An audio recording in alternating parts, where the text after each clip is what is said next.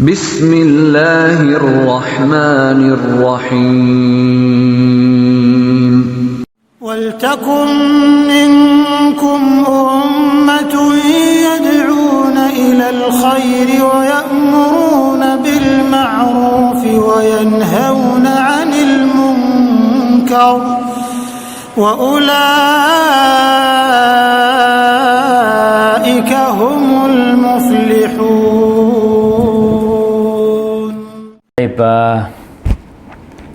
Alhamdulillah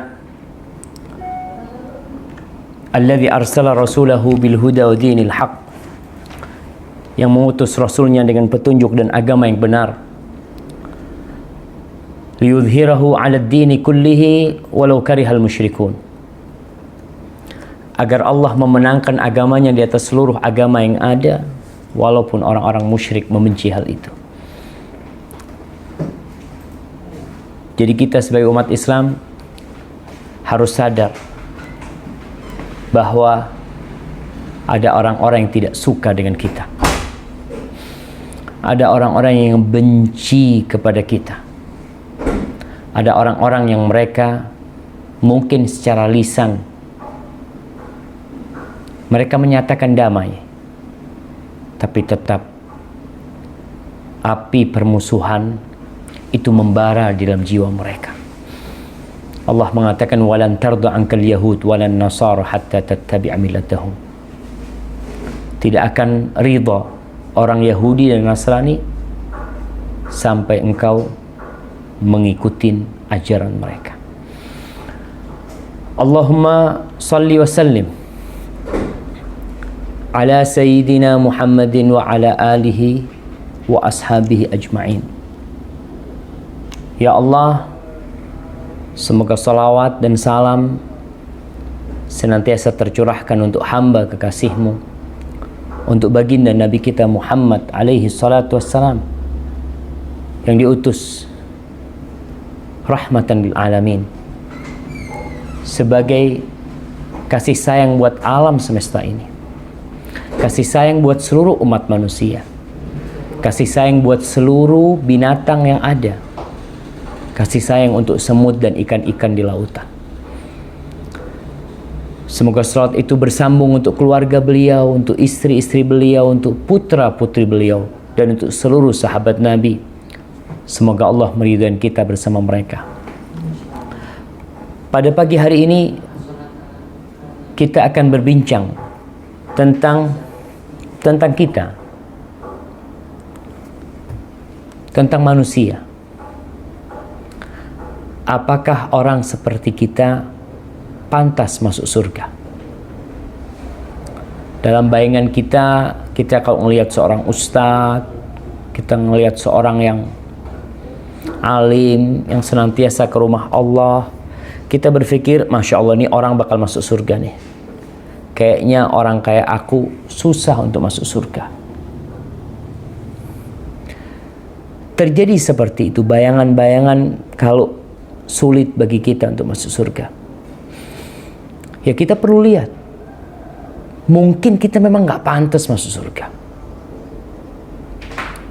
Yang pertama, kita tahu semua bahwa tidak ada seorang pun yang masuk surga dengan amalannya,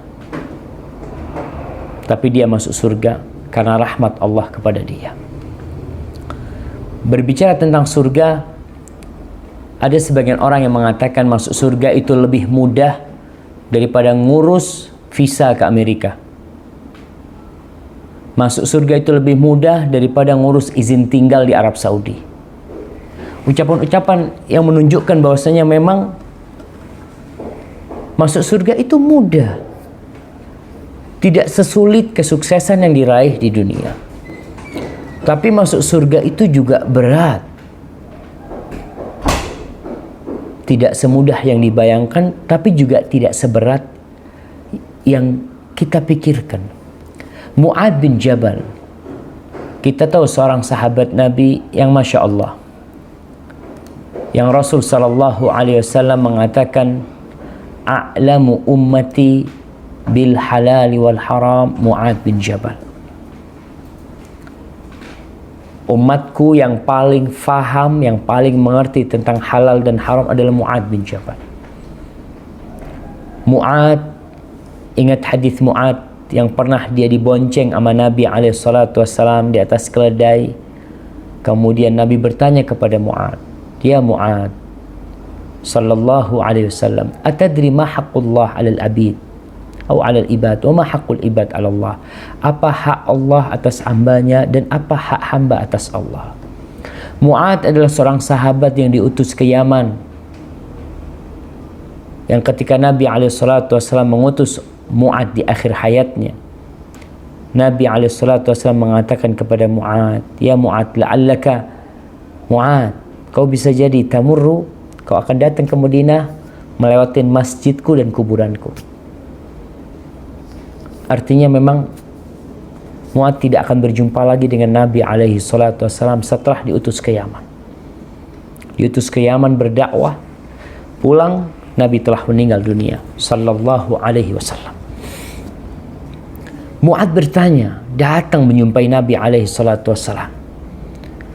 Dan kita pun perlu bertanya kepada para ulama, kepada orang-orang yang alim, kepada orang-orang yang berilmu tentang permasalahan dan problematika yang kita hadapi. Mungkin mereka bisa memberikan solusi, memberikan pandangan sehingga kita bisa jalan lebih baik. Ada pencerahan. Mu'adz bertanya, "Qultu ya Rasulullah," aku berkata, wahai utusan Allah, Mu'adz mengatakan, "Akhbirni bi'amalin yudkhilunil jannah wa yuba'iduni 'anil nar." Wahai Rasul sallallahu alaihi wasallam, tolong kasih tahu aku dengan sebuah amalan yang memasukkan ke surga dan menjauhkan dari api neraka. Pertanyaan yang tidak main-main, jemaah. Kalau kita lihat ada pelatihan-pelatihan yang diadakan, pelatihan bagaimana menjadi sukses dalam kehidupan ini, bagaimana usahamu lancar, bagaimana dalam 1 jam kau bisa bikin duit, kau bisa mendatangkan duit. Kita lihat tuh banyak tuh iklan-iklan seperti itu. 5 menit atau 1 jam dalam sehari kau dapat duit banyak. Dan kita juga, ya manusiawi, tatkala kita ada masalah kita tanya, ya tentang dunia banyak yang kita tanyakan. Bagaimana supaya usaha kita tidak bangkrut ya? Bagaimana supaya ada hasil? Bagaimana supaya tidak di PHK? Bagaimana supaya tidak nganggur? Macam-macam pertanyaan. Mu'adz bin Jabal menanyakan sesuatu yang lebih baik dari dunia dan isinya. Dia bertanya tentang sebuah amalan yang memasukkan dia ke surga dan menjauhkan dari api neraka. Apa jawaban Rasulullah sallallahu alaihi wasallam? Beliau mengatakan alaihi salatu wassalam, "Laqad sa'alta an 'azim wa innahu la yasirun 'ala man yassarahu Allah taala alaihi." Mu'adz, engkau telah bertanya tentang sesuatu yang besar. Tapi hal itu adalah merupakan sesuatu yang mudah. Bagi siapa? Bagi orang yang dimudahkan oleh Allah untuknya. Jadi masuk surga itu perkara yang besar. Kalau kita bicara kesuksesan dunia aja membutuhkan kesungguhan, membutuhkan waktu dan jerih payah yang harus kita keluarkan. Itu hanya untuk kesuksesan dunia. Bagaimana dengan sesuatu yang lebih besar dari dunia dan isinya? Arduhas samawati wal ard, yang luasnya lebih luas daripada langit dan bumi. Maka ini sesuatu yang besar, tapi itu akan mudah bagi orang yang Allah mudahkan bagi dia. Jadi kita faham sekarang, masuk surga berat tapi mudah, gampang-gampang susah. Dia akan jadi susah buat orang-orang yang tidak Allah mudahkan bagi dia. Ya kita lihat di dunia ini, Masya Allah, ada orang kerja capek, lelah, berkeringat, dapat gaji berapa? 40.000, 50.000. Tapi ada orang yang Masya Allah duduk-duduk, Masya Allah dapat fulus. Siapa yang memberikan itu? Rabbul Alamin, Allah Jalla Jalaluh. Allah yang memberikan hal itu. Begitu pula masuk surga Allah akan jadi mudah bagi orang yang Allah mudahkan bagi dia. Lalu apa kata Nabi? Nabi SAW mulai menjelaskan. Nanti ini setelah kajian, ibu-ibu jamaah bisa ngelihat kira-kira kayak aku bisa masuk surga nggak setelah mendengarkan kajian ini secara utuh. Nabi mengatakan kepada Mu'adz bin Jabal, ta'budullah wa la tusyrik bihi syai'an. Engkau beribadah kepada Allah dan tidak berbuat kesyirikan sedikit pun. Jelas kunci surga la ilaha illallah. Ini kuncinya. Artinya kalau seorang hamba melakukan segala amal kebajikan, sholat, puasa, zakat, sedekah, bangun masjid, tanpa yang pertama, nol. Nggak ada harganya. Seperti seorang yang ikut ujian di sebuah perguruan tinggi. Dia jawab dengan bagus semuanya. Nilainya 100. Tapi dia bukan mahasiswa di tempat itu. Dia nggak pernah daftar di sana. Apa akan dikasih ijazah oleh perguruan tinggi itu? Nggak ada. Dia nggak pernah daftar kau ke sini sebenarnya.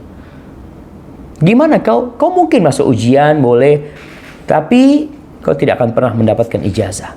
Tidak akan pernah mendapatkan gelar LC atau S1, S2, S3. Nggak ada. Karena kau tidak terdaftar. Untuk masuk surga kau harus daftar dulu.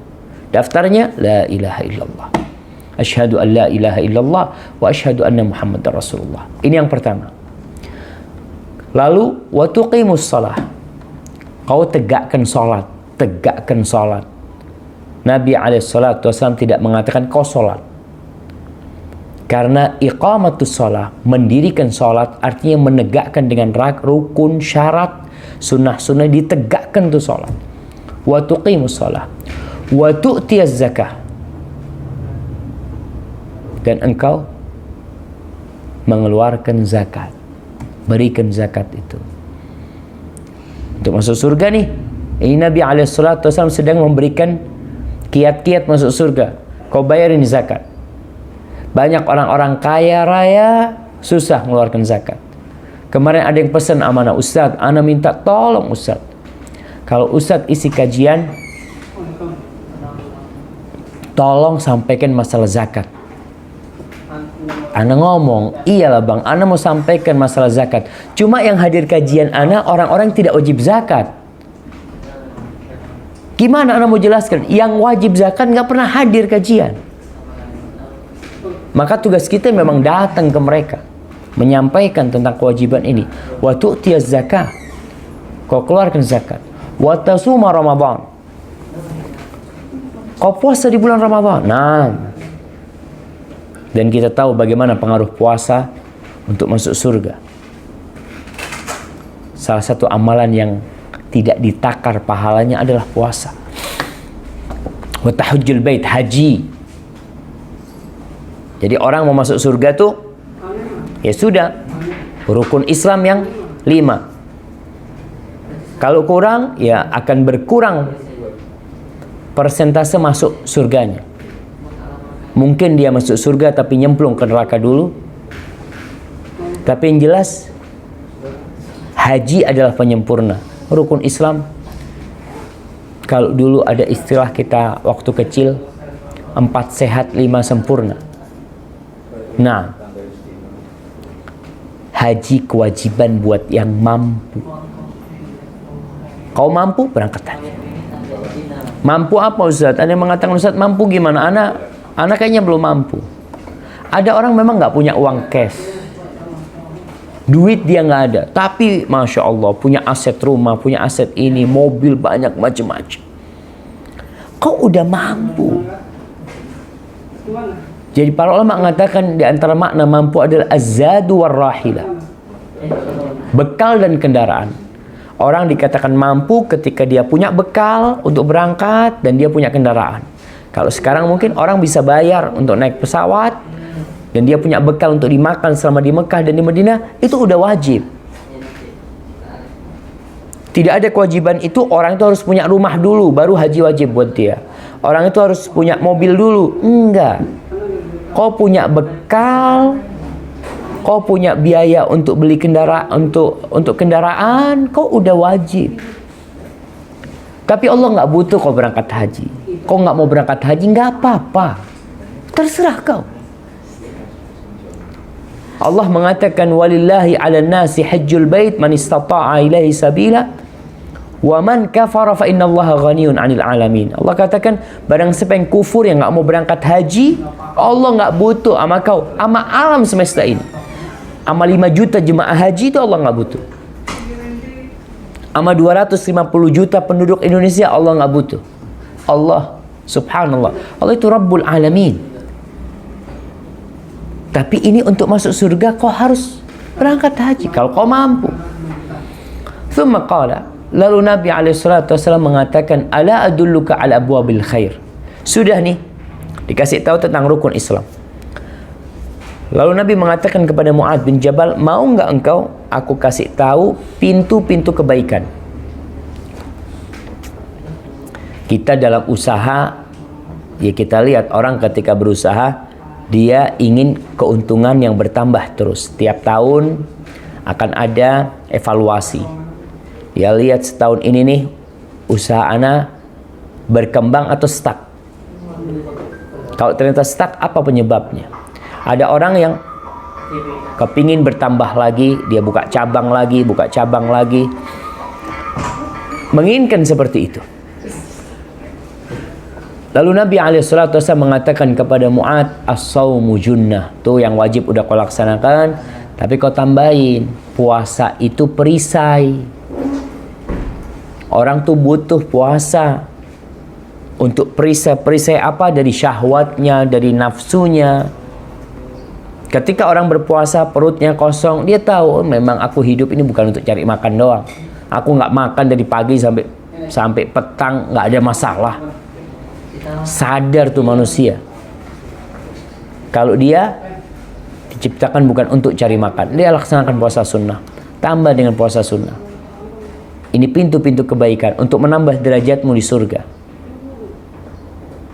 Kita lihat orang di dunia, ada yang rumahnya biasa, ada yang rumahnya tingkat, ada rumahnya di apartemen, ada yang villa, ada yang macam-macam. Puasa nih, as-sawmu junnah, menambah derajatmu dan menyelamatkan engkau dari syahwat-syahwat. Was-shadaqatu tudfi'ul khati'a kama yudfi'ul ma'un nar. Dan sedekah itu mematikan dosa sebagaimana air mematikan api. Artinya Nabi menjelaskan kepada Mu'adz bin Jabal, manusia itu tidak lepas dari dosa.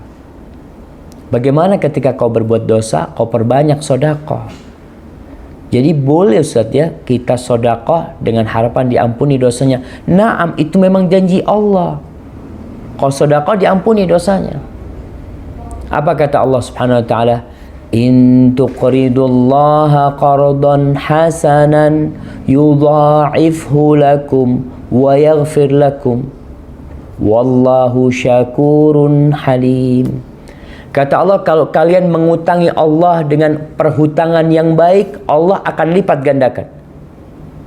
Nggak hilang tuh duit yang kau sedekahkan, tidak hilang.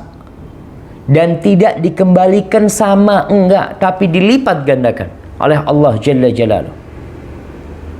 Setelah itu, wa yaghfir lakum, dan diampuni dosa-dosa kalian. Maka tatkala seorang terjebak dalam dosa, banyakin sedekah. Itu dapat mematikan, menghapuskan dosa-dosa kita, kesalahan-kesalahan kita. Sehingga kita ini ketika berbuat dosa, yang memang kata Nabi SAW, atbi'is sayyi'atal hasanatam huwa, ikutin dosa dengan perbuatan kebaikan, itu akan menghapuskan. Hati kita perlu dijaga. Jangan sampai dosa itu menutupin hati kita, karena kita biarkan. Berbuat dosa, oh gampang lah nanti, gampang. Jangan gampang-gampang. Wallahi nggak gampang. Ada orang yang hatinya tertutup dan dia tidak bisa bertobat. Nggak bisa tobat sudah. Karena udah ketutup sama dosa-dosa tuh. Maka perlu segera menutupin dosa-dosa, menghapuskan dosa-dosa itu dengan sedekah. Wa sholatur rajul. Tadi bicara Nabi SAW puasa wajib. Lalu bicara puasa sunnah. Bicara zakat yang wajib. Lalu Nabi berbicara tentang sedekah sunnah. Lalu ketiga, beliau berbicara tentang salat malam yang sunnah. Beliau mengatakan wa salatur rajuli fi jawfil lail. Dan salatnya seorang di malam hari itu pintu kebaikan. Lalu beliau membaca firman Allah di surat Sajdah ayat 16, tatajafa junubuhum anil madaji'. Samping tubuh mereka di malam hari itu menjauh dari tempat tidur, menjauh dari tempat tidurnya mereka. Tinggalkan tuh tempat tidurnya. Ini pintu-pintu kebaikan. Dan nasihat Jibril kepada Nabi Muhammad SAW mengatakan wa'lam anna syarafal mu'min qiyamuhu billail. Ketahuilah bahwa keutamaan seorang mukmin, seorang yang beriman adalah bangun malam. Wa izzatuhu wa izzuhu istighna'uhu 'anil nas. Dan kehormatan seorang mukmin, kau punya nilai dari mana? Dengan engkau tidak minta-minta sama orang. Kau tidak butuh sama orang. Kau malah berbagi sama orang. Seorang mukmin berusaha bagaimana tangannya di atas, tangannya di atas. Ketika kau tangan di bawah, kau mendapatkan sesuatu, nggak apa-apa, kau terima, alhamdulillah. Ketika kau tidak meminta, kau tidak berhasrat, pemberian itu kau terima, tapi kau juga berbagi sama orang lain. Berikan kepada orang-orang yang membutuhkan. Hadza huwal mu'min. Dan itu kehormatan seorang mukmin. Dan Nabi mengajarkan nih. Mengajarkan puasa, mengajarkan sedekah, mengajarkan qiyamul lail. Mau cari martabat yang tinggi. Kau ingin dihormatin? Qiyamul lail. Orang sekarang cari prestis ya. Cari kehormatan, ingin menunjukkan nilai dirinya di mana? Di tempat-tempat yang di situ tidak ada kehormatan sebenarnya. Kau cari kehormatan di mana?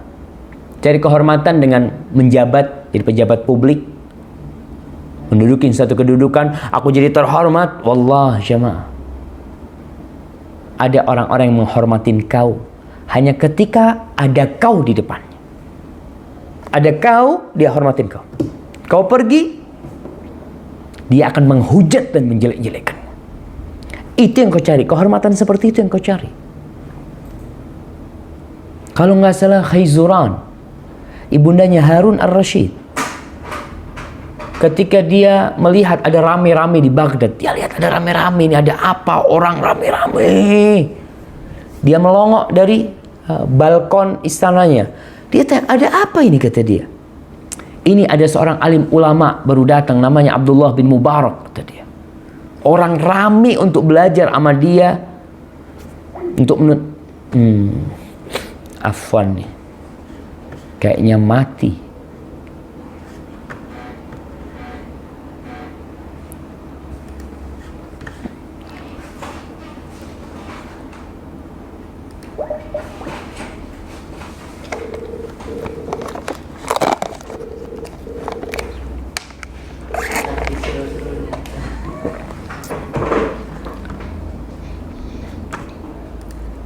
Assalamualaikum Ustaz. Waalaikumsalam warahmatullah.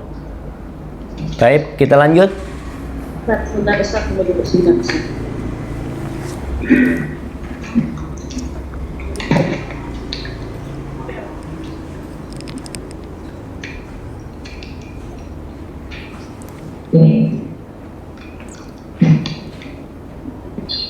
Ada Ustaz. Siap.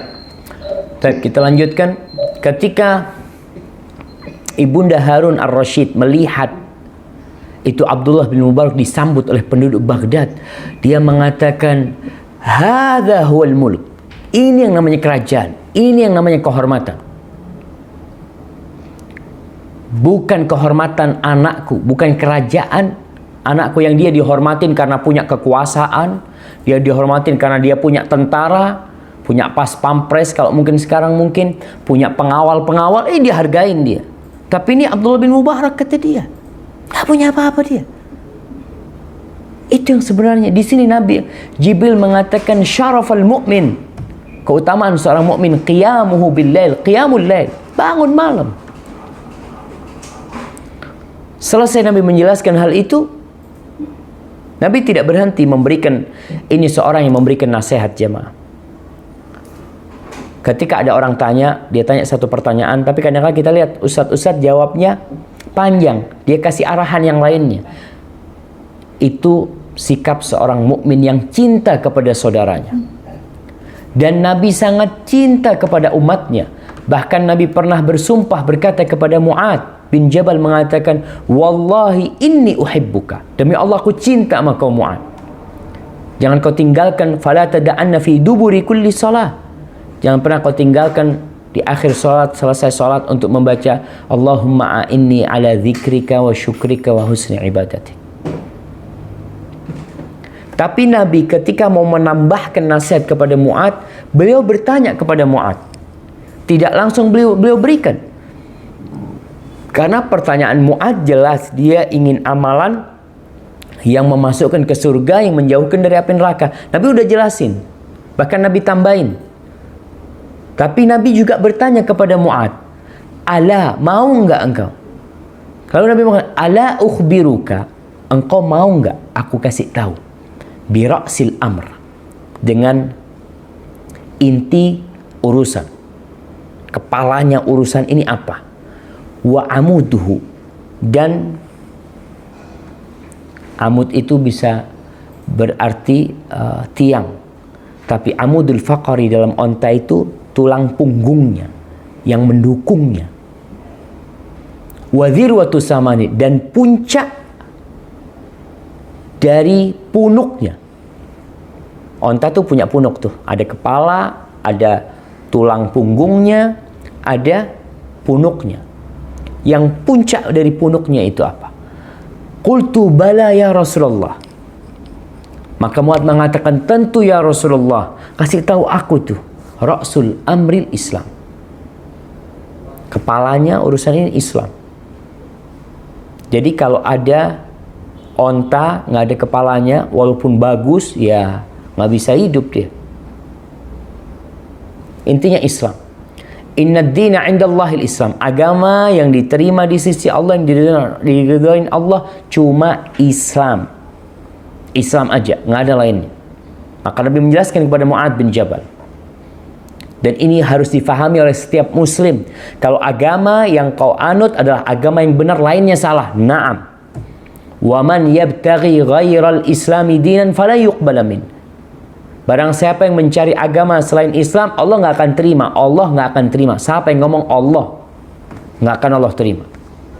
Makanya Nabi SAW menekankan kepada Mu'ad, kepalanya nih Islam. Tulangnya itu, tulang punggungnya itu adalah salat. Wa amuduhu salah. Puncak dari punuknya itu adalah al-jihad, berjuang di jalan Allah Jalla Jalaluh. Nah, itu sabda Nabi SAW. Apakah selesai? Enggak. Nabi bertanya lagi kepada Mu'ad. Thumma qal, kemudian beliau bertanya, ala ukhbiruka bimilaki dzalika kullihi. Mau enggak engkau? Subhanallah. Tidak langsung dikasih tahu sama Nabi SAW. Cara seperti ini untuk mendorong konsentrasi orang supaya fokus juga. Dia tanya, ala ukhbiruka bimilaki dzalika kulli.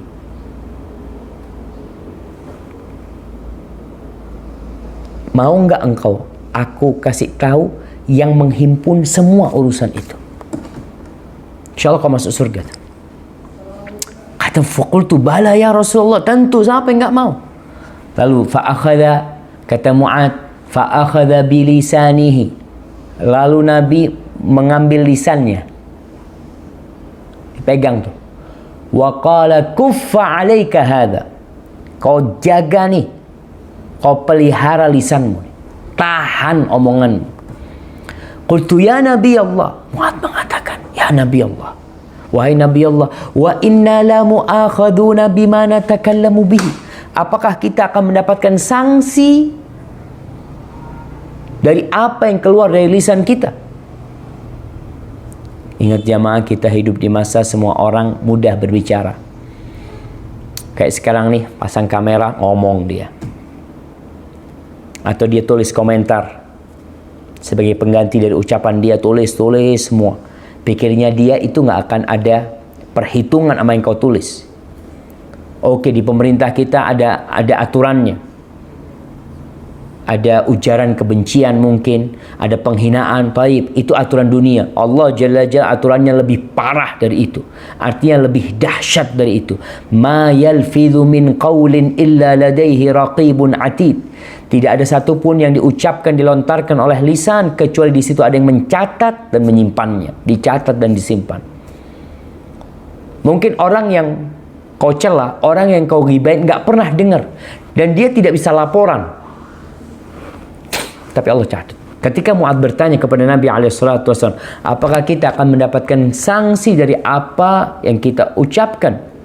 Lalu Nabi mengatakan kepada Mu'adz bin Jabal sallallahu ala nabiyyina wasallam, thaqilatka ummuka ya Mu'adz, fahal yakubbun nas fin nari ala wujuhihim aw ala manakhirihim illa hasaidu alsinatihim. Kau tahu Mu'adz, itu orang-orang yang tersungkur di dalam neraka. Di wajah mereka, di hidung mereka tersungkur mereka dalam neraka. Itu gara-gara apa? Tidak lain adalah hasil dari omongan lisan mereka. Omongan lisan mereka, jamaah. Maka kalau kita berbicara mungkinkah orang seperti kita masuk surga, ya kita perlu lihat. Surga itu bukan hanya buat ustadz, enggak. Bukan hanya untuk para ulama, lah. Surga itu uiddat lil muttaqin, disediakan buat orang-orang yang bertakwa. Itu surga.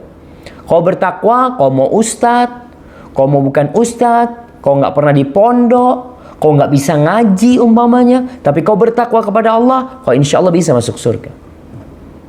Tapi sebaliknya, cerita Nabi SAW ketika ditanya tentang seorang wanita, taqumul lail, itu wasiat Nabi kepada Mu'adz dia amalkan. Taqumul lail, salat 5 waktu sudah dilaksanakan, puasa Ramadan udah dia laksanakan, zakat insya Allah udah dia laksanakan. Bahkan dia naik tingkatannya, seorang wanita ini apa?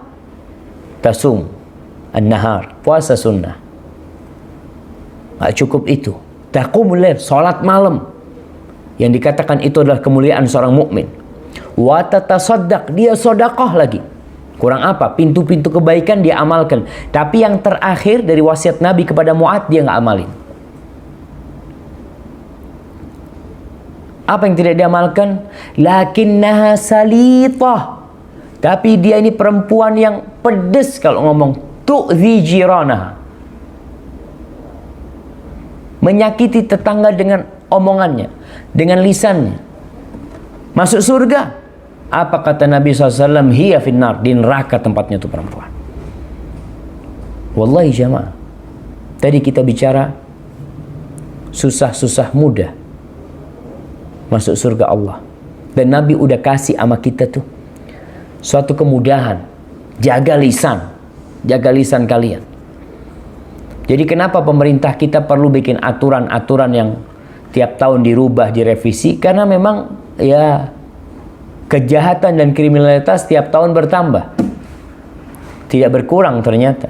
Tambah tahun tambah bertambah. Baik, bicara tentang mudah masuk surga. Perempuan pelacur ngasih minum anjing masuk surga. Mudah apa nggak mudah masuk surga? Tapi kau lihat, kenapa tuh pelacur memberi minum seekor anjing masuk surga? Dan kenapa itu wanita gara-gara lisannya masuk neraka? Atau wanita gara-gara kucing masuk neraka, dan pelacur gara-gara anjing masuk surga? Kebayang nih, pelacur ngasih minum anjing masuk surga. Kenapa? Para ulama menjelaskan bagaimana perjuangan wanita ini. Seorang pelacur, padang pasir, nggak ada manusia, dia kehausan, dia datangin sebuah sumur, dia turun ke sumur itu, dia ambil air, dia minum, lalu dia naik ke atas, ketemu anjing. Ya'kulu thara minal atash. Anjing yang makan tanah karena kehausan.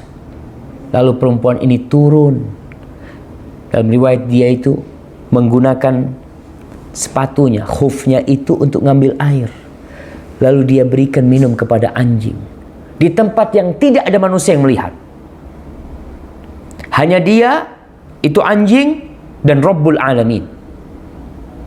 Dan Allah pencipta alam semesta ini yang melihat. As-Sami Al-Basir, dia lihat. Tidak ada manusia yang melihat. Sehingga dia bisa riak. Nggak ada, cuma sama anjing. Karena keikhlasan dia, Allah ampuni dosa-dosanya dan Allah masukkan ke dalam surga. Tapi ada seorang wanita yang masuk neraka gara-gara kucing. Kucing yang dikurung sama dia. Nih sekarang nih banyak orang piara kucing ya. Hati-hati kau piara kucing. Jangan sampai kau lupa, akhirnya mati itu kucing. Ya Ustaz, kan manusia tempatnya salah dan lupa. Kau tahu kau tempat salah dan lupa, kau lepas tuh kucing. Dia bisa cari makan di tempat lain. Tapi ketika kau taruh di sana, apa yang bisa dia lakukan? Ketika kau lupa, apa yang bisa dia lakukan?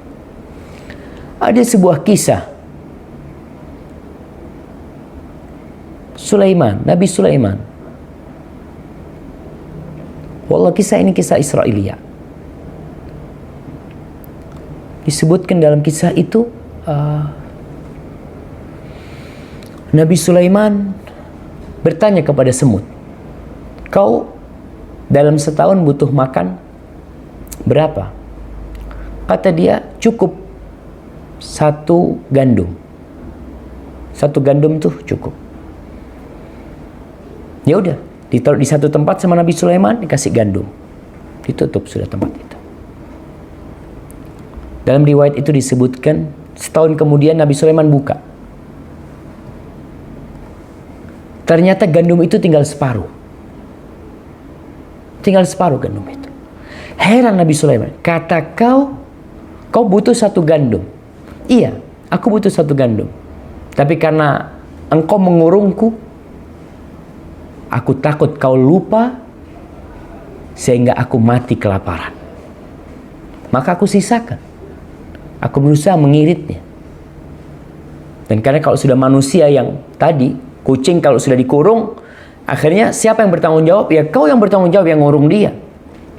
Kau yang bertanggung jawab. Ketika dilepas, dia bisa cari makan di mana. Mungkin dia mati ketabrak, mungkin dia mati jatuh, nama itu urusan dia. Tapi yang jelas dia punya kesempatan bisa berusaha. Tapi kalau dikurung, nggak ada usaha. Maka hati-hati. Jangan sampai binatang yang kita piara nanti pada akhirnya kita akan bertanggung jawab pada hari kiamat. Karena kita menyebabkan kematian mereka. Kita tidak kasih makan. Iya, kalau nggak sengaja atau apa, ini nanti urusannya sama Allah Subhanahu Wa Taala. Kita berdoa, Rabbana la tu'akhidna in nasina aw akhtana. Ya Allah, jangan berikan sanksi kepada kami kalau kami lupa atau kami salah. Nah, kita minta ampun sama Allah Subhanahu Wa Taala. Ahibati rahimakumullah.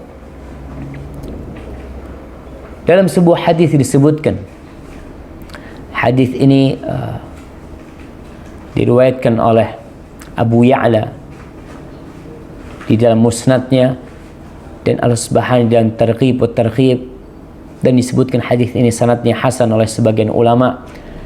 Bagaimana Nabi mengatakan sallallahu alaihi wasallam, ana wa imra'atun saf'aul khaddain kahatain yaumil qiyamah. Aku bersama seorang wanita yang pipinya mungkin ada hitam-hitamnya.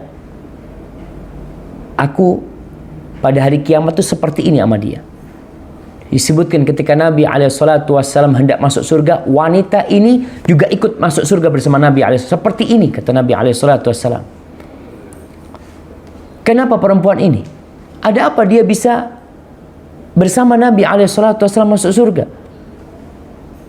Nabi mengatakan, imra'atun amat min zawjiha. Wanita ini ditinggal mati oleh suaminya. Dzatu mansibin wa jamal. Dia itu wanita yang cantik, wanita yang memiliki kedudukan, tapi hasabat nafsaha ala yatamaha. Tapi dia tidak menikah kembali. Dia berusaha untuk membesarkan anak-anak, mendidik mereka dengan benar sampai mereka besar dan mereka meninggal dunia. Hadis ini diriwayatkan Abu Dawud.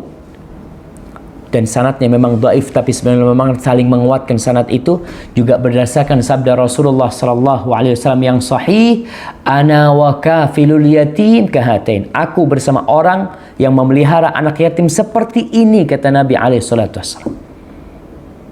Dan riwayat tadi menjelaskan bagaimana nanti pada hari kiamat seorang wanita itu gara-gara dia membesarkan anaknya, dia sabar ditinggal mati suaminya, mendidik anaknya dengan benar, pada hari kiamat dia masuk surga.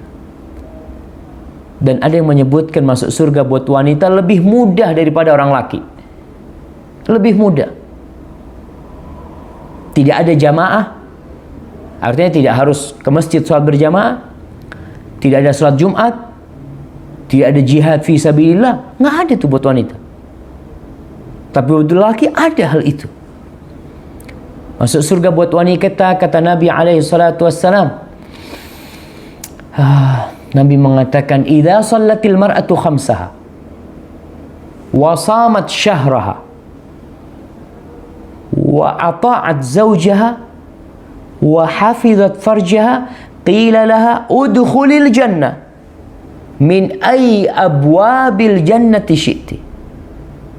Ini bagi para wanita. Wanita yang salat 5 waktu. 5 waktu aja nih. Puasa Ramadan. Taat dan patuh kepada suaminya. Taat dan patuh kepada suaminya. Ibu-ibu lihat.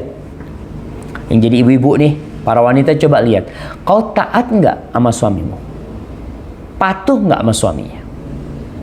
Kira-kira pernah enggak engkau membantah suami? Kata suami jangan kayak gini, suami pergi kau lakukan itu.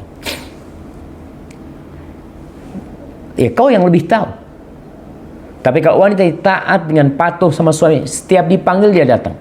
Nggak pernah dia tunda-tunda kedatangannya. Dipanggil fulana, panggil Betty Habibati, panggil. Nggak pernah dia mengatakan tunggu, nggak, dia datang. Dia datang taat dan patuh sama suaminya. Walaupun dalam kondisi yang berat. Karena memang hak seorang suami sangat besar, jamaah. Sehingga suami ibu-ibu, suami seorang wanita itu adalah surga dan nerakanya. Pernah ada seorang wanita, dia nggak mau nikah. Akhirnya orang tuanya mengadukan tuh anak kepada Nabi SAW. Lalu ketika dia dipaksa nikah, dia datang kepada Nabi SAW. Tunggu ana bacakan hadisnya supaya lengkap. Nah,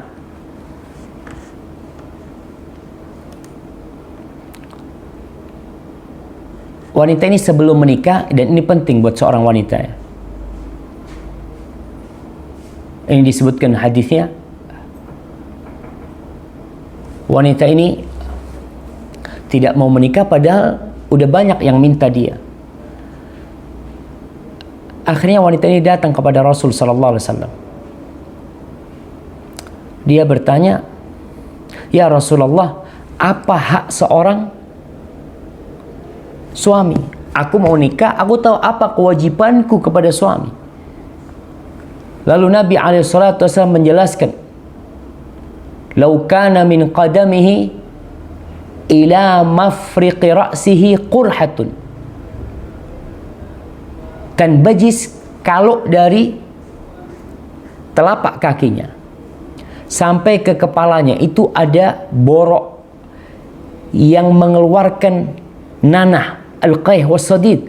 Thumma istaqbalathu falahasathu, kemudian perempuan ini mendekap suami lalu dijilatin itu lukanya, ma'addat haqqahu, itu tidak akan menyelesaikan haknya.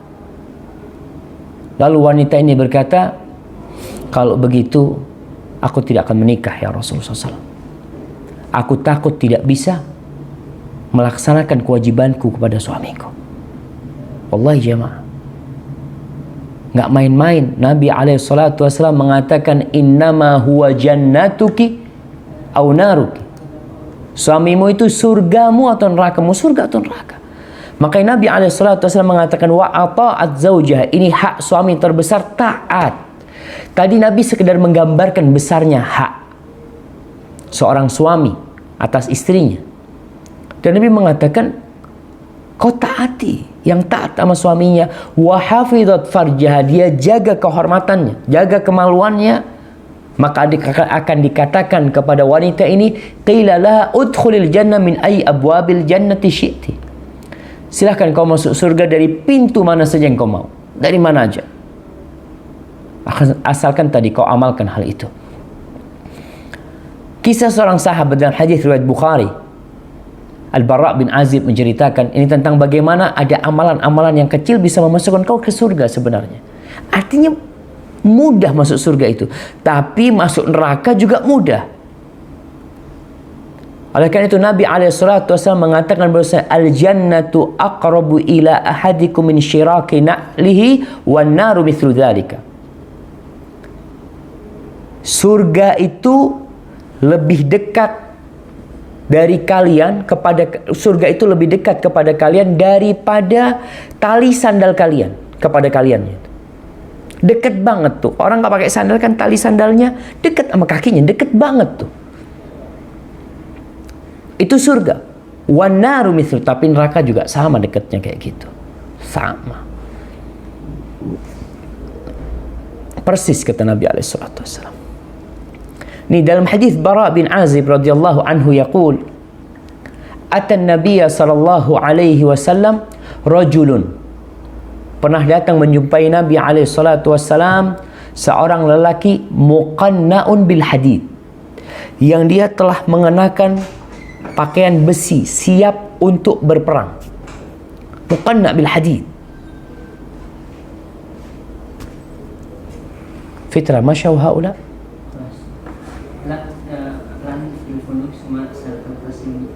Barakallahu fikum. Afwan, ana putus barusan karena ada sesuatu.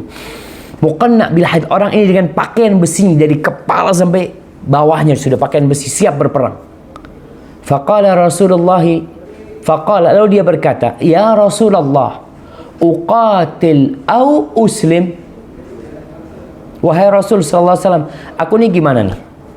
Aku perang dulu terus masuk Islam atau masuk Islam dulu? Qala aslim thumma qatil. Kau masuk Islam dulu, karena tadi ingat ceritanya Mu'adz bin Jabal, kunci masuk surganya adalah la ilaha illallah. Maka kau harus masuk Islam dulu. Aslim thumma qatil. Lalu orang ini mengatakan asyhadu an la ilaha illallah wa asyhadu anna Muhammadar Rasulullah. Lalu dia berperang. Kemudian dia tewas.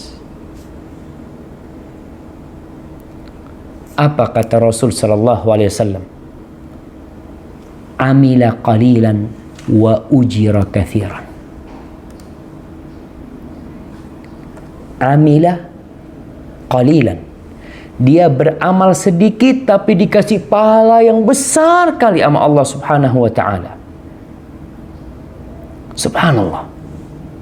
Dia baru masuk Islam. Kemudian dia berjuang dan dia mendapatkan pahala yang besar. Hadis yang lainnya. Tunggu anak.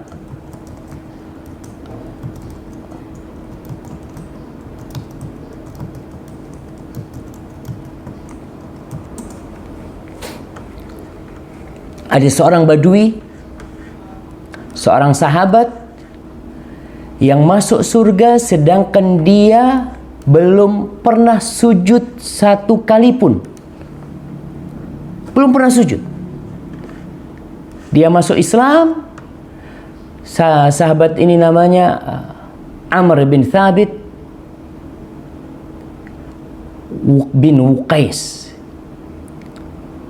Disebutkan bahwasanya tunggu. Nah, dia yang bertanya kepada Nabi SAW tentang apa itu agama Allah. Lalu dia masuk Islam. kemudian dia jatuh dari ontanya dan meninggal dunia, dikatakan dia belum pernah sujud untuk Allah Subhanahu wa taala sedikit pun dan dia masuk surga. Bahkan disebutkan Nabi melihat bidadari memberikan makanan kepada dia. Nabi mengatakan dia masuk Islam dalam kondisi lapar. Lalu Allah berikan itu kepada dia. Subhanallah jemaah. Bilal bin Rabah, terompahnya terdengar di surga. Lihat, terompahnya terdengar di surga karena apa? Karena dia dipukulin di Mekah, disiksa di Mekah, karena hijrah dia. Ternyata Rasul sallallahu alaihi wasallam bertanya kepada Bilal bin Rabah, apa sih amalan yang kau amalkan? Apakah amalan yang kau amalkan sehingga terompahmu terdengar di surga? Kata Bilal bin Rabah, apa ya Rasul SAW? Aku tuh kalau habis batal wudhu, aku selalu berwudhu dan aku sholat sunnah. Kata Nabi SAW, ini nih yang menyebabkan terompahmu terdengar di surga. Jadi para jamaah rahimakumullah, masuk surga mudah. Tapi kita juga nggak boleh memudah-mudahkan hal itu. Kita nggak boleh duduk berpikir, karena ada orang-orang mengatakan kayaknya aku masuk surga nih. Orang kayak aku nih bakal masuk surga. Nah, aku kan orang baik. Abu Bakar As-Siddiq radhiyallahu taala anhu, bagaimana dia sering duduk sendirian, lalu dia pegang lisannya mengatakan, hadzal ladzi awradanil mahalik, ini yang menyebabkan aku nanti akan hancur dan binasa, ini nih. Lidahnya dipegang sama Abu Bakar Siddiq, padahal Abu Bakar dijamin masuk surga. Abu Bakar dijamin masuk surga. Nabi SAW mengatakan, Abu Bakar fil jannah, Abu Bakar di surga. Nabi yang mengatakan hal itu. Tapi dia tetap takut jemaah. Dan seorang mukmin harus tetap takut. Kita bahas pada pertemuan sebelumnya tentang bagaimana istiqamah. Salah satu tanda orang yang istiqamah, dia adalah orang yang senantiasa antara takut dan berharap kepada Allah SWT. Abu Bakar mendapatkan harapan besar untuk masuk surga, tapi dia tetap takut jangan-jangan dia masuk neraka gara-gara lisannya. Padahal dia dijamin masuk surga. Umar bin Khattab radhiyallahu taala anhu. Bagaimana Umar bin Khattab radhiyallahu taala anhu pada suatu hari dia hendak mensolatin seorang yang meninggal di masa Umar bin Khattab. Lalu kata Hudzaifah ibnul Yaman, seorang sahabat yang menyimpan nama-nama orang munafik, kata Hudzaifah, la, kau jangan sholatin dia. Dia termasuk orang yang disebutkan namanya sama Nabi SAW, termasuk orang munafik. Ketika ada kesempatan itu, langsung Umar bin Khattab memegang Hudzaifah ibnul Yaman. Anshuduka billah. Umar ini orang yang takut sama Allah. Sampai dikatakan ada garis hitam di pipinya, karena dia sering menangis kepada Allah Jalla Jalaluh. Dia tanya, meminta kepada Hudzaifah bin Yaman, mengatakan, hal ana minhum aw sammani laka Rasulullah sallallahu alaihi wasallam, apakah Nabi menyebut namaku termasuk orang-orang munafik?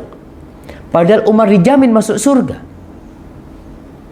Umar takut dia terkena sifat munafikin.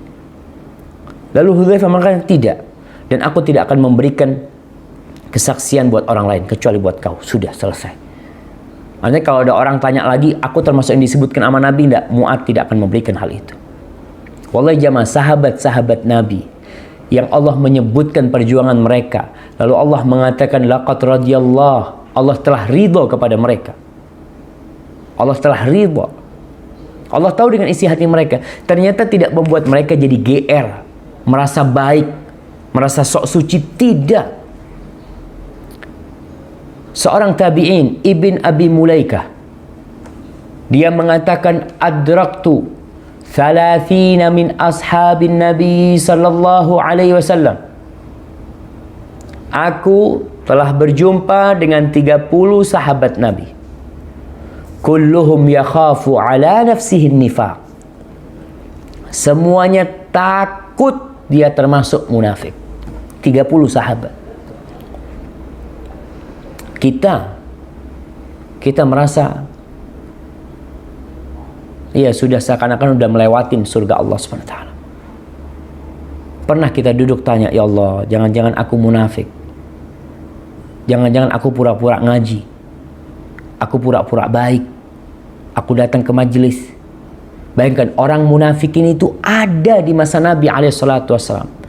Yang menjadi imam adalah Nabi SAW. Yang berceramah, yang memberikan pencerahan adalah Nabi SAW. Sholatnya di mana? Sholatnya di Masjid Nabawi. Berkumpul dengan Abu Bakar, Umar, Utsman, Ali, dengan orang-orang soleh. Ternyata ada orang-orang munafik. Dan bisa jadi di tengah-tengah kita ada orang-orang munafik. Dan mungkin kita termasuk orang-orang munafik. Kata Ibn Abi Mulaika, semuanya takut mereka terkena penyakit nifaq. Dan kita perlu takut.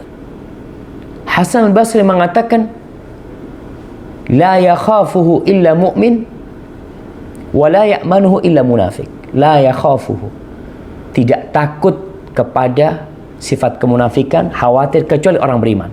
Kalau kau takut terkena sifat munafik, kau sering duduk seperti kejadian Umar bin Khattab, Abu Bakar Siddiq, pada ketakutan mereka, insya Allah kau beriman. Tapi kalau kau merasa aman dan tidak ada orang yang merasa aman dengan kemunafikan, aku enggak, aku munafik, tidaklah, aku ini orang-orang yang mengajak kepada kebaikan. Bisa jadi dia adalah orang munafik. Na'udzubillah min syarri nifaq. Abdurrahman ibn Hurmuz Al-A'raj, seorang tabi'in insyaallah, atau tabi'ut tabi'in. Dia seringkali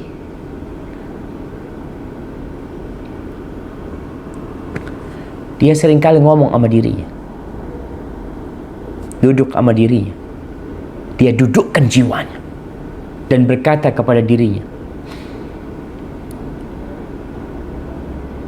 Abdurrahman mengatakan kepada dirinya, innal munadi yunadi yaumal qiyamah.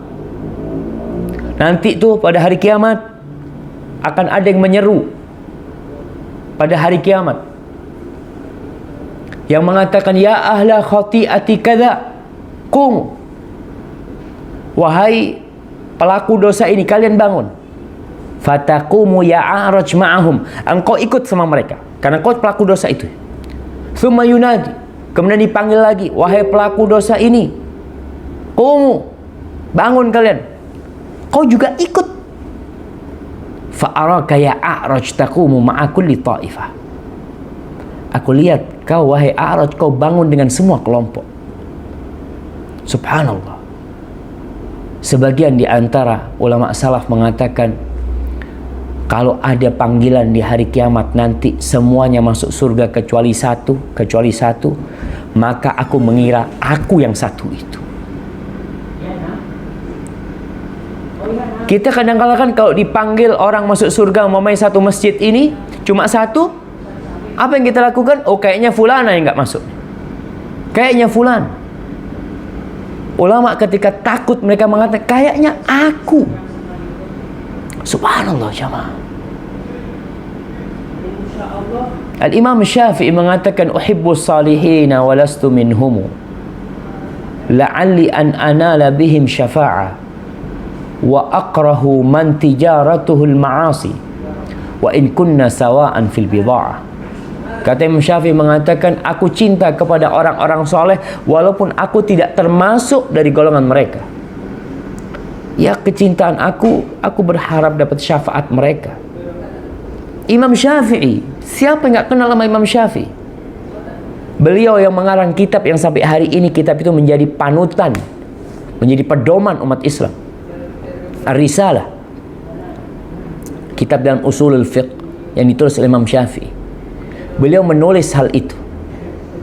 Berapa banyak orang yang dapat hidayah lewat jalan beliau. Berapa banyak orang yang jalannya lurus karena arahan Imam Syafi'i. Tapi beliau mengatakan, uhibbus salihina walastu minhum. Beliau mengatakan, aku cinta kepada orang-orang soleh dan aku bukan termasuk mereka. Dan aku benci kepada pelaku-pelaku dosa, walaupun barangku sama dia sama. Kita perlu tumbuhkan dalam diri kita, jemaah. Wallahu a'lam. Kita nggak tahu apakah kita bisa masuk surga. Wallahu a'lam.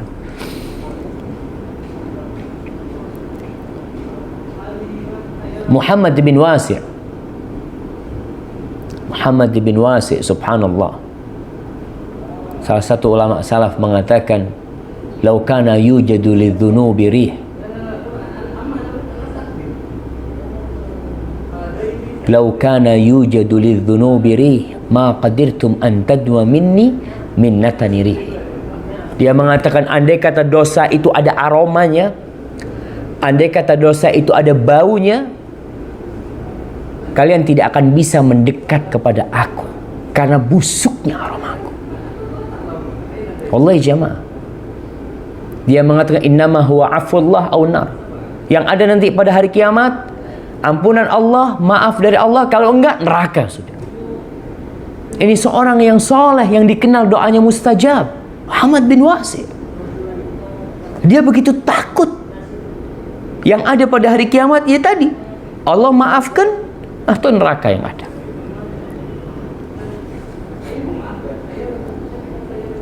Wallahi jamaah, kita kalau dosa itu ada aromanya,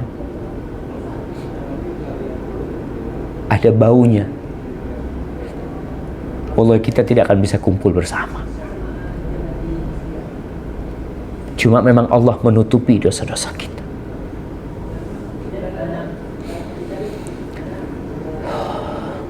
Iya, Allah menutupi dosa-dosa kita.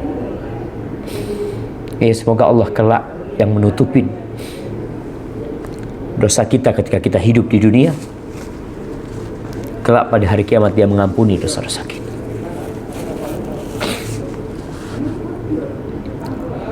Muhammad ibn Aslam At-Tusi, dia mengatakan, qad sirtu fil ardi wa durtu fiha. Aku udah jalan, aku udah menjelajahi bumi ini. Lalu dia mengatakan, fabilladzi la ilaha illahu, dan aku bersumpah demi zat yang tidak ada yang berhak disembah kecuali Dia, ma ra'aitu nafsan tusalli ilal qiblah syarran indi min nafsi. Aku bersumpah kayaknya nggak ada orang yang lebih buruk yang sholat, yang menghadap kiblat lebih dari diriku sendiri. Wallahi jamaah, kita perlu duduk sama diri kita, tidak membanggakan diri kita. Ar-Rabi' ibn Khathyam, dia pernah nangis sampai basah jenggotnya. Dia mengatakan, adrakna aqwaman kunna fi janbihim lususan. Kita dulu pernah berjumpa dengan orang-orang yang soleh, para sahabat tabi'in. Kita di sisi mereka itu seperti maling. Jadi seorang berusaha untuk tidak mengangkat dirinya, menyucikan dirinya, tapi selalu melihat orang lain lebih baik dari dia, sehingga dia berusaha untuk memperbaiki dirinya. Abu Muslim Al-Khawlani, ada yang tahu sama Abu Muslim Al-Khawlani? Dia itu menaruh pecutnya dia itu di masjid dia, di tempat ibadah dia, di rumah dia taruh, atau di masjid dia taruh. Lalu dia mengatakan, ana aula bisiyati minad dawab, aku lebih pantas untuk dipecut daripada binatang-binatang tersebut. Wallahi, kalau kita sadar dengan anugerah yang Allah berikan kepada kita, dengan karunia yang Allah curahkan kepada kita, nikmat-nikmat yang banyak, lalu kita bandingkan dengan amal kebajikan kita dan dosa-dosa yang kita lakukan, kita kadang-kala beramal kebajikan pun kita tidak mengharap ridha Allah. Kita ingin dipuji, kita ingin disanjung orang, dan ketika kita punya dosa kita tutupin, dan hanya Allah yang mengetahui dosa kita. Jamaah rahimakumullah,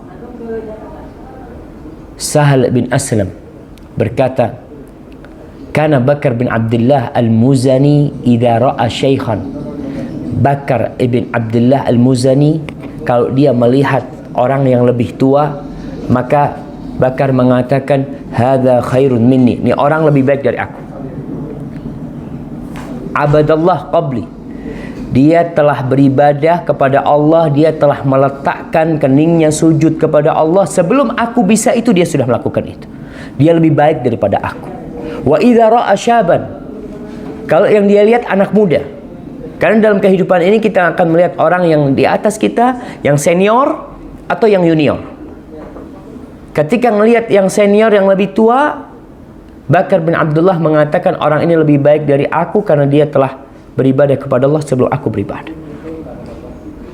Kalau dia melihat anak muda, qala hadza khairun minni, ini anak muda lebih baik dari aku. Kok bisa anak muda lebih baik dari engkau? Naam, irtakabtu dzunub aktsar mimma irtakab, aku berbuat dosa lebih banyak daripada dosa dia. Karena secara umur, orang semakin panjang umurnya, dosanya lebih banyak daripada yang baru. Mungkin baru 5 dosanya, baru 7 dosanya, baru 10, sedangkan aku udah berapa dosa yang aku lakukan. Dan dia juga berkata, in aradalaka iblis, kalau iblis datang sama kau lalu menawarkan, faqala inna laka fadlan ala ahadin min ahli Islam, lalu iblis itu mewahyukan atau membisikkan kepadamu bahwa kau itu adalah orang yang punya kontribusi besar kepada umat Islam, atau kau punya kebaikan lebih utama dari fulan, kau lebih baik daripada fulan. Maka kata Bakar mengatakan, kau lihat, kalau orang itu yang dibisikkan iblis membisikkan kau lebih baik dari dia, kau lihat, kalau orang itu lebih tua, maka katakan, orang ini lebih baik dari aku. Dia berilman lebih dulu, dia beramal soleh lebih dahulu daripada aku, dia lebih baik dari aku. Wa in kana asghar minka, kalau dia juniormu, di bawahmu, maka katakan, aku telah berbuat dosa, berbuat kemaksiatan sebelum dia melakukan kemaksiatan. Aku lebih berhak mendapatkan sanksi, dia lebih baik dari aku. Karena sejatinya dalam kehidupan ini kau akan melihat ya dua jenis manusia, yang lebih tua dari engkau atau yang lebih muda dari engkau. Jamaah rahimakumullah, Hasan al-Basri, ulama-ulama yang lainnya, Salim ibn Abdullah ibn Umar. Ketika Salim ibn Abdullah ibn Umar ketika haji, dia itu berdesakan dengan seorang lelaki dalam tawafnya mungkin, atau dalam sa'inya. Lalu orang yang didesak oleh Salim ibn Abdullah bin Umar bin Khattab ini mengatakan, ya murai, wahai orang yang riak. Apa kata Salim? Apakah dia marah? Apakah dia mengatakan, kau jangan nuduh macam-macam, kau tahu dengan isi hatiku? Enggak. Salim mengatakan, ma'arafani illa anta, wallahi enggak ada yang kenal sama aku kecuali engkau. Betul tuh yang ngomongkan aku ini murai. Orang akhirnya sadar ketika ada kritikan dari orang, dia semakin takut dan semakin mendekatkan diri kepada Allah Jalla Jalaluh. Dan Fudail bin Iyad, seorang alim ulama di Mekah yang terkenal sejaman dengan Abdullah bin Mubarak, yang kita tahu ucapan dia yang terkenal tentang firman Allah, liyabluwakum ayyukum ahsanu amala, untuk menguji siapa di antara kalian yang paling baik amalannya. Fudail mengatakan, Allah tidak menerima kecuali amalan yang benar dan saleh, aswabuhu wa akhlasuhu, yang terbenar dan ikhlas karena Allah SWT, itu yang akan diterima. Apa kata Fudail bin Iyad? Dia mengatakan, man arada an yanzura ila mura'in falyanzur ilayya, barang siapa yang ingin melihat kepada orang yang ria, hendaklah melihat kepada dirinya. Dia menunjukkan kepada dirinya. Wallahi jamaah, kita perlu duduk, tadi anak katakan, merenungkan diri kita. Kita ini termasuk yang mana? Tapi tetap, dalam semua hal,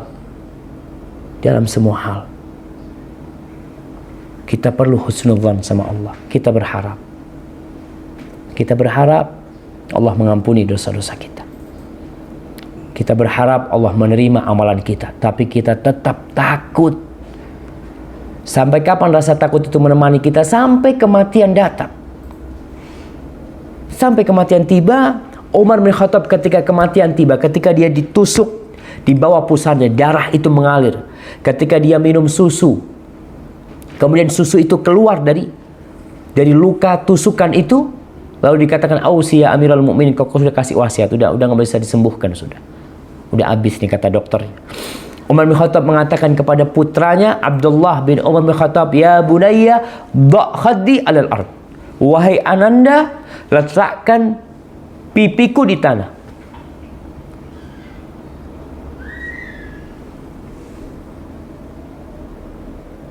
Apa kata anaknya?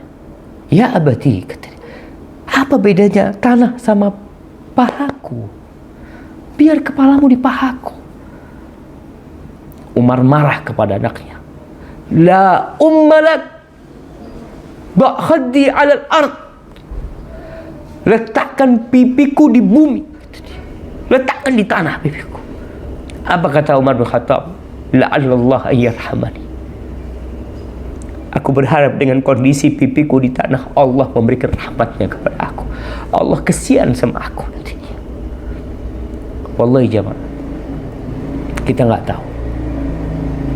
Dan surga Allah itu mahal. Allahumma inna nas'aluka al-jannah wa na'udzubika minan nar. Kita berharap surga Allah, kita berdoa terus, tapi kita juga takut dari api neraka. Hadza wallahu a'lam bissawab. Itu mungkin yang bisa kita kaji pada kesempatan kali ini.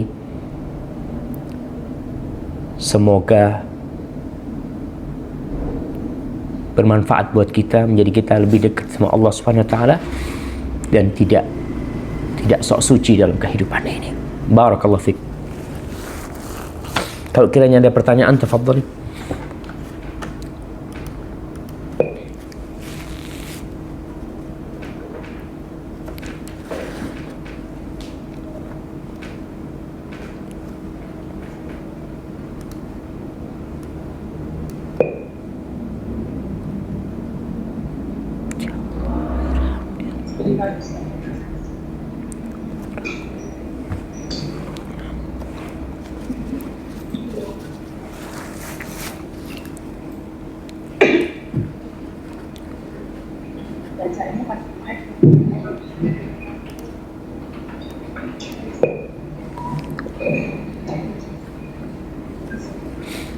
Naam.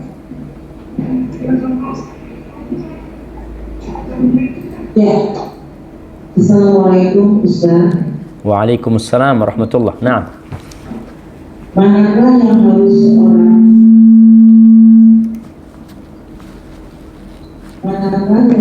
seorang istri dahului sudah berwudu dan siap untuk sholat, lalu suaminya datang? Apakah istri selesaikan sholatnya dulu atau menunggu suaminya dulu baru sholat? Jazakallahu khair. Iya, subhanallah.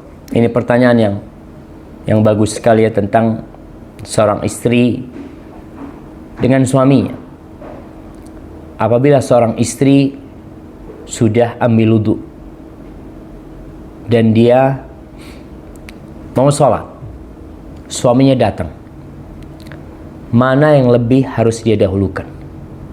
Kalau dia sedang dalam sholat itu, dia selesaikan sholatnya.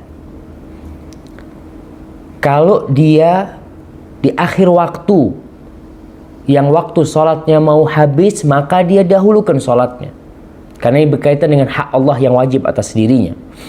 Tapi kalau waktu sholatnya masih luang, suami datang, maka seharusnya engkau jumpain suami. Jumpain suami dulu, dudukkan suami, kemudian tanya sama suami, ada yang bisa dibantu bang, abang kepingin apa? Seperti itu. Setelah itu minta izin sama suami, bang boleh aku sholat dulu. Ketika suami mengatakan, tunggu dulu lah, aku ada perlu sama kau, duduk aja. Selama tadi waktu sholatnya masih panjang. Karena memang hak suami sangat besar sekali. Barakallahu fiik. Nah, seperti itu. Assalamualaikum. Apakah sama utamaan menuntut ilmu di majelis-majelis ilmu yang ada ustaznya dan yang pakai layar atau internet seperti ini. Apakah sama juga dengan mendengarkannya dari rumah? Tolong penjelasannya Ustaz. Yang kedua, kita disyariatkan amar ma'ruf nahi munkar, tapi juga disuruh menjauhi debat walaupun benar. Bagaimana penerapannya Ustaz? Soalnya jika kita amal ma'ruf nahi munkar, seringnya terdekat Ustaz. Seringnya apa? Seringnya menjadi berdebat. Ya. Nah. Baik, barakallahu fiik ya. Berkaitan dengan pertanyaan yang pertama tentang menghadiri majelis ilmu. Apakah sama orang yang hadir di majelis ilmu dengan orang yang menyimak umpamanya dari rumahnya? Atau model kayak sekarang nih, jamaah datang ke majelis ilmu tapi ustadznya nggak ada di sana. Kadang-kala ustadznya ada di sana jauh, pakai layar juga. Apakah sama? Yang pertama, majelis ilmu adalah majelis yang didatengin.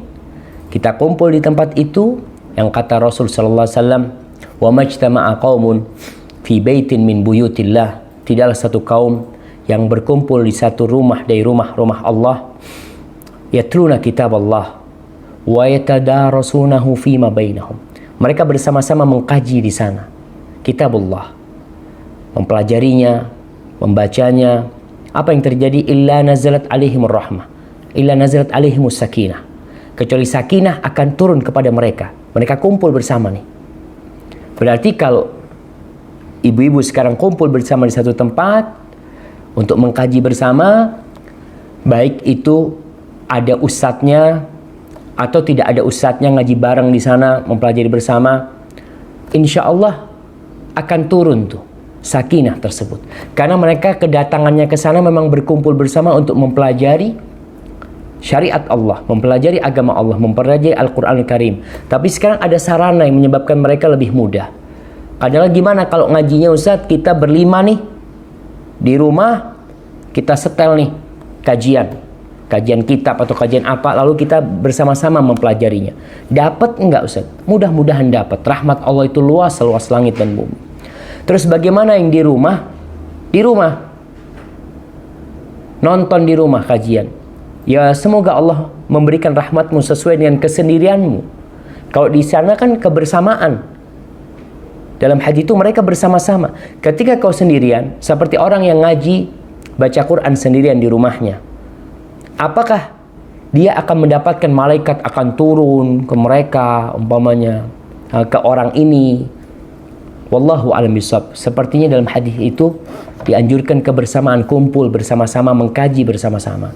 Karena memang kalau di rumah sendirian, ya orang sendirian, ya nonton bentar, umpamanya dengerin bentar, terus ada yang manggil ke sana, terus kemana, terus sambil makan makanan umpamanya, insya Allah dia akan tetap mendapatkan rahmat dari kajian tersebut. Dia mendapatkan barokah dari ilmu yang disampaikan.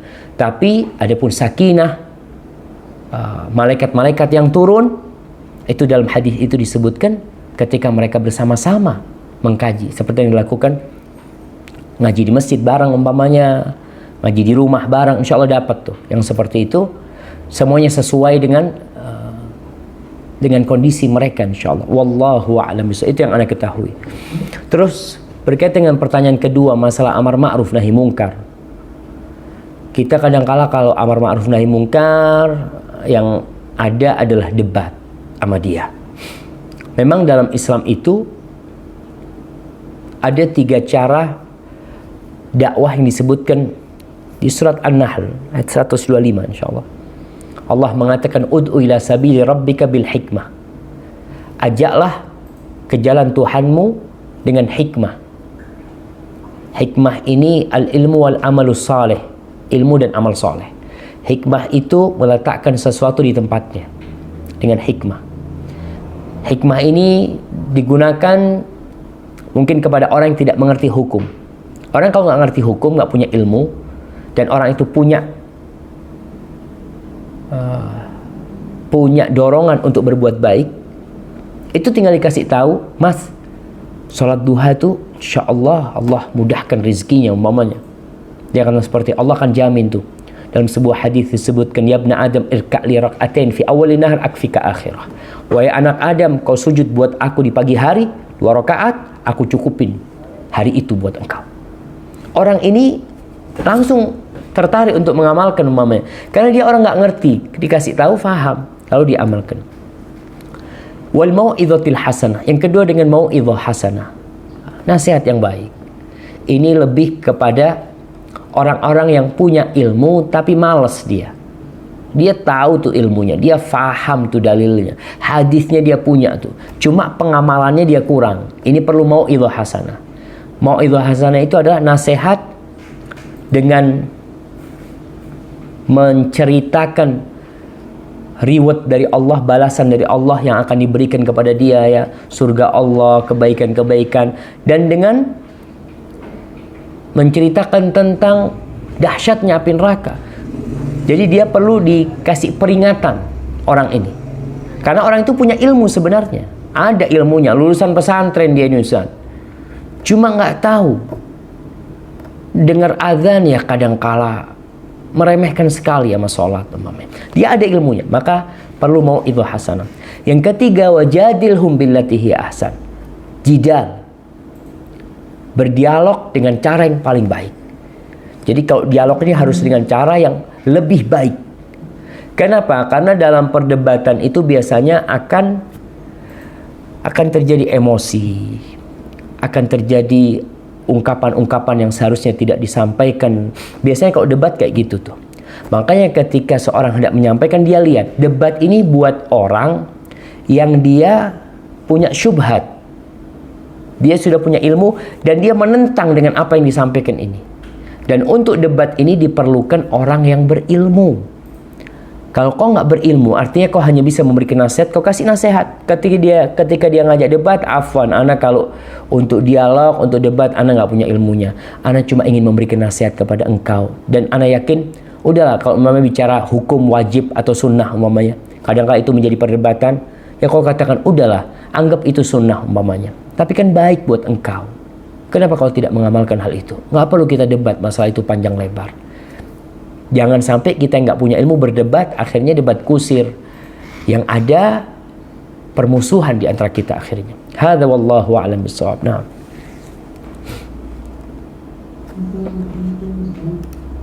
Waalaikumsalam warahmatullahi. Bagaimana cara menangkal sifat munafik pada diri kita sendiri? Yang kedua, jika kita melakukan kesalahan dan langsung tersadar lalu beristighfar, apakah dosa kita itu dicatat malaikat sebagai keburukan atau langsung dihapus Ustaz? Syukran. Barakallahu fiik. Iya. Berkaitan dengan dua pertanyaan ini. Yang pertama, bagaimana kita menghindar dari sifat munafik? Cara pertama menghindar dari sifat munafik adalah takut dengan kemunafikan. Kau takut dengan sifat-sifat munafik. Ketakutan itu membuatmu mempelajari apa aja sifat munafik. Karena kalau orang nggak pernah takut, ya namanya orang tidak takut. Apakah dia akan mempersiapkan diri untuk menghadapi sesuatu yang berbahaya? Enggak. Maka diperlukan rasa takut. Kemudian kita tahu, ketika kita takut, kita akan cari tahu munafik ini apa aja nih. Sifat-sifat munafik apa aja. Yang ketiga, berdoa. Setelah kau tahu, ya kau menghindari. Yang keempat, kau berdoa minta sama Allah Subhanahu wa taala agar dijauhkan dari sifat kemunafikan. Karena memang cara paling pintas adalah ya minta sama Allah Subhanahu wa taala agar kita dihindarkan dari sifat munafikan. Di antara doa yang dianjurkan untuk dibaca adalah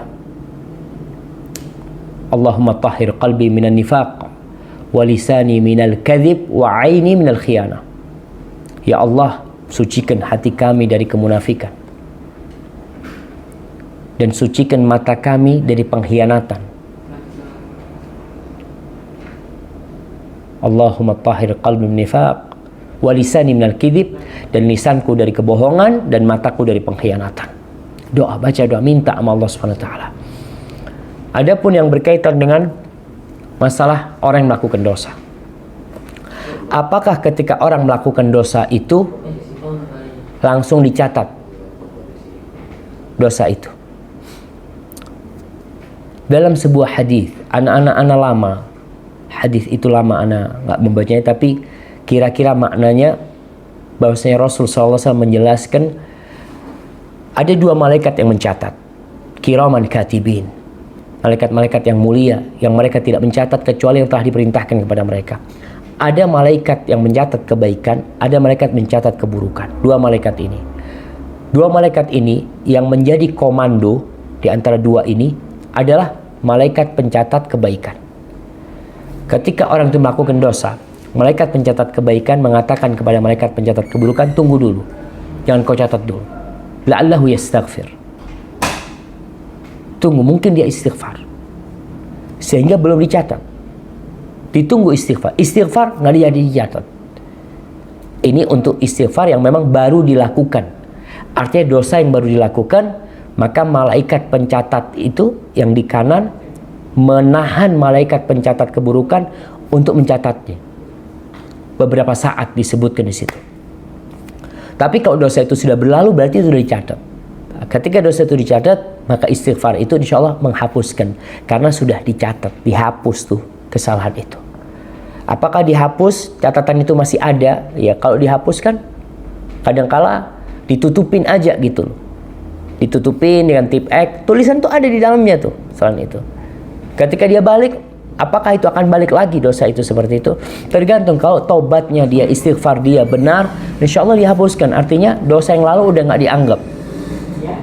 Maka dengan cara seperti itu, ya kita istighfar terus dan bertobat kepada Allah Subhanahu wa taala dengan harapan dosa-dosa kita dihapuskan sama Allah Subhanahu wa taala.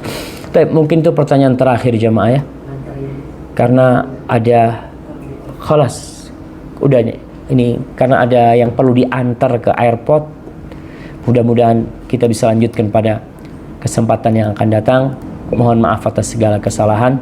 Apabila yang Anda sampaikan benar itu dari Allah Jalla Jalaluh, kalau ada yang salah itu dari diri Anda pribadi, Allah dan Rasulnya terbebaskan dari kesalahan itu. Subhanakallahumma wa bihamdika asyhadu an la ilaha illa anta astaghfiruka wa atubu ilaik. Wassalamualaikum warahmatullahi wabarakatuh. Waalaikumsalam warahmatullahi wabarakatuh. ولتكن منكم أمة يدعون إلى الخير ويأمرون بالمعروف وينهون عن المنكر وأولئك هم المفلحون.